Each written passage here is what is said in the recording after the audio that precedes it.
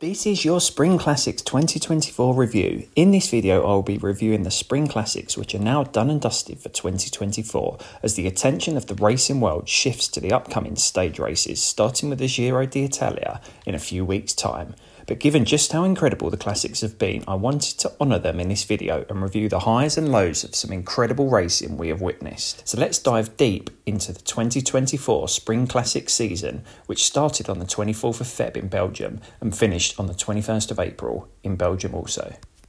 Up first was Omloop Het Nieuwsblad, which was won for a third year in a row by Visma Leasebike, with Jan Tratnik edging out Niels Pollitt in a sprint to the finish. Tratnik surprised many in his win, as going into the race it was anticipated that it would be a domestique during the whole of the race, and it made that victory that little much sweeter.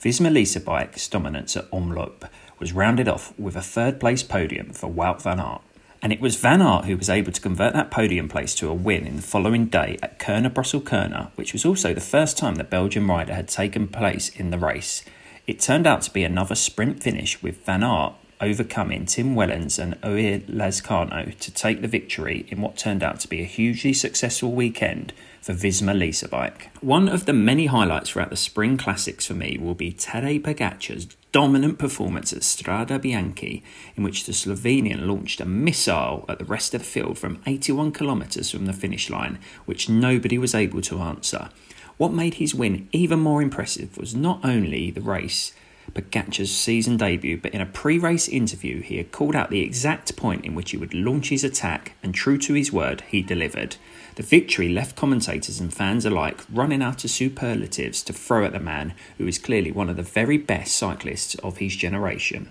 Records were set at Milan-San Remo in what turned out to be the fastest edition of the race, with an average speed of just over 46 km per hour over a distance of 288 km. So it was probably fitting that the consensus fastest man on two wheels, Jasper Philipsen, was victorious, rolling over the line just ahead of Australian Michael Matthews. In traditional Pogacar fashion, the Slovenian tried to rip the ride apart on the famous Poggio, but thanks to a heroic effort from Philipsen's teammate Mathieu van der Poel, a group of 12 were able to hold things together and deliver an exciting sprint finish.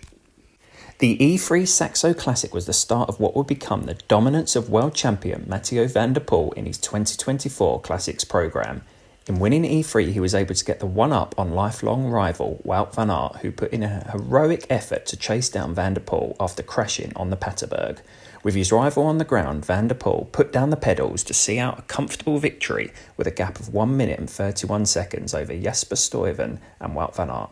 In what would be his only second race of the year, Van der Poel was clearly laying the foundations for what would become an incredible classic season for the Flying Dutchman. But not even an in-form Mathieu van der Poel could stop Mads Pedersen from winning Gent-Wevelgem after the two rode the final 30 kilometres of the race together to set up a battle on the line. The Danish rider proved his sprinting calibre to take victory from Van der Poel and score a big win for Team Lidl Trek in what would be their only victory of the Spring Classics campaign. The American Matteo Jorgensen was able to get Visma Leasebike another Classics victory at Dwars door Vlaanderen, but the race would be overshadowed by a horrific crash which saw teammate Wout van Aert suffer a broken collarbone, which would not only see him miss the rest of the Classic season, but would also subsequently see him remove himself from the Giro d'Italia to focus on his recovery. Despite the huge blow for Van Aert, Jorgensen's victory certainly was a bright spark for Visma Leasebike and a testament to just how good the American is.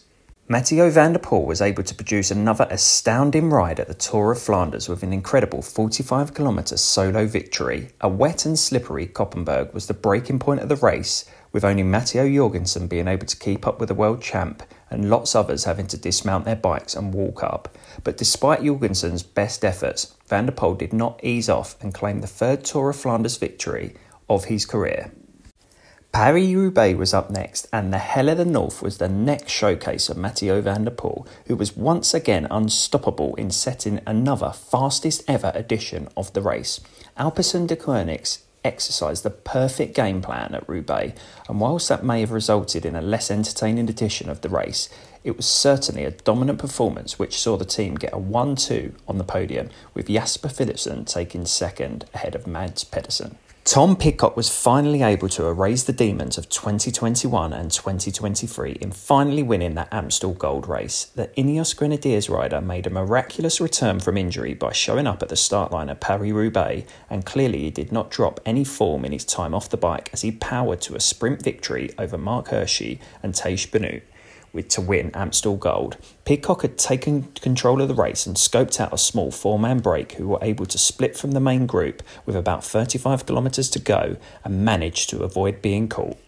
One of the toughest races of the 2024 Classics calendar turned out to be La Flèche Wallonne, given the horrific weather which the riders had to endure, on top of the brutal 198 kilometres which included the famous Mer de Huy. The race produced one of the biggest surprises when Israel Premier Tech's Stevie Williams shot up the Mer de Huy to win the race and become the first ever Brit to win the race. Only 44 riders were able to finish the race, which is a testament to just how brutal the conditions were, and the race winner Stevie Williams joked post-race about his Welsh heritage playing into his favour in the miserable conditions. The final race of the calendar was Liège-Bastogne-Liège, and it was time for another Tadej Pogačar masterclass, after his Team UAE Team Emirates dominated the front of the race with a superb effort from Domen Novak. Pogačar went nuclear on the famous Côte de la Redoute, dropping everyone and flying solo for 35-kilometre victory. Once Pogačar left everyone else for dust, the focus was switched on to who would join the Slovenian on the podium. A small group of four, which featured Irish champion Ben Healy, looked to be the best bets for the podium place. After Romain Bardet attacked on the final climb of the day, that group split and the Frenchman was able to hold off the chase group to take second place,